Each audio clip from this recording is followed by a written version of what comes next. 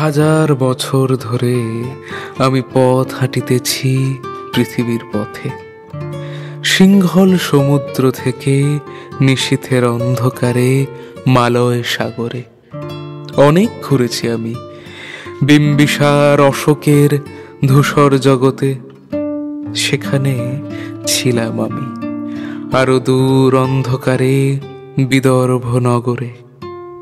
আমি ক্লান্ত প্রাণ এক, চারিদিকে জীবনের সমুদ্র সফেন। আমারে দুদণ্ড শান্তি দিয়েছিল নাটোরের বনলতা সেন। চুল তার কবেকার বিদিশার নিশা, মুক্তার শ্রাবস্তির কারুকার্য। অতি দূর সমুদ্রের পর হাল ভেঙে যে নাবিক হারায়েছে দিশা। সবুজ ঘাসের দেশে যখন সে চোখে দেখে দারুচিনি দ্বীপের ভিতর, তেমনি দেখেছি তারে অন্ধকারে।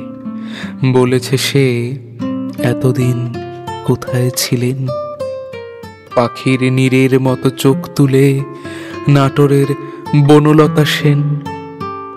সমস্ত দিনের শেষে শিশিরের শব্দের মতো সন্ধ্যা আসে, ডানার রৌদ্রের গন্ধ মুছে ফেলে চিল।